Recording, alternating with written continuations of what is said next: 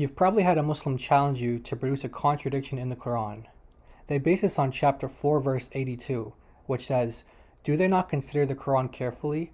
Had it been from other than Allah, they would surely have found therein much contradictions." Or, as Mohammad Hijab puts it, Number two, we say that look, the Quran itself has falsification challenges. It actually says if you believe that this book is from other than God, then please try and find you would have found in it many contradictions. لَوَجَدُوا فِيهِ اخْتِلَافًا كَثِيرًا. I So have there's shown many of them. a challenge there to try and find contradictions in the Quran. I have falsified the Quran on Fine, very do high it levels. now. That's fine. The inimitable. there are many problems with this verse itself. For one, there's ambiguity. What does it mean that you'll find much contradictions? اختلاف كثيرة. How many constitutes many? The Quran has around 6,200 verses. If 10 of those are contradictory, is that many? If 100 contradict, is that many? If 1,000 contradict, is that many? How many is many? The ambiguity of the challenge almost does the exact opposite of what Mohammad Hijab claimed. The Quran itself has falsification challenges. Does it though? Unless the word many is specified, it almost makes the challenge unfalsifiable. And there's another problem. Putting aside the fact that the Quran nowhere tells us how many contradictions would constitute many contradictions, it seems to assume that just because a book has no contradictions, then that book must be from God. But that's just simply not true. Anyone can produce a book that is free of contradictions. Take a simple book on mathematics, for example, and see if you can find anything contradictory in it. According to the Quran, if there aren't any, then it must be from God. Now, putting those problems to the side, does the Quran contain contradictions? I'm going to present what I believe to be one of the most obvious contradictions in the Quran.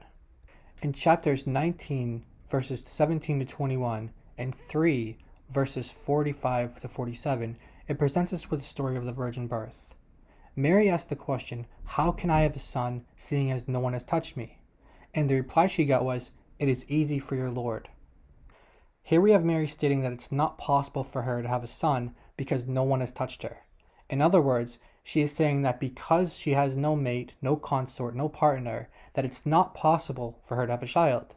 But then she's told that it's something easy for Allah.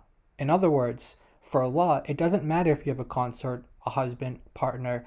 He can perform a miracle and you can have a child without that. This means that for Allah, someone can have a child without having a partner. Then if we go to chapter 6 verse 101 in the Quran, it says, "The creator of the heavens and the earth, how should he have a son, seeing that he has no consort? And he created all things, and he has knowledge of everything." Here we have the same Quran teaching that it's impossible for Allah to have a child unless he has a consort. And actually in the Arabic it says sahiba, which means girlfriend.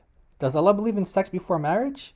Anyway, the verse is clearly teaching that Allah needs a partner in order to have a child. But in the other passages, 19:17 to 21 and 3:45 to 47, it teaches that Allah is perfectly capable of performing a miracle so that Mary can have a child without having a partner, and that this is easy for him.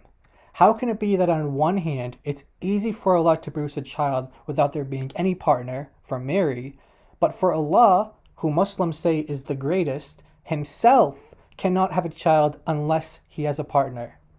This is a huge contradiction.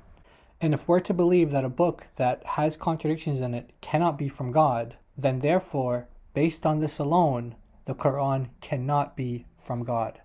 Thanks for watching, and God bless you.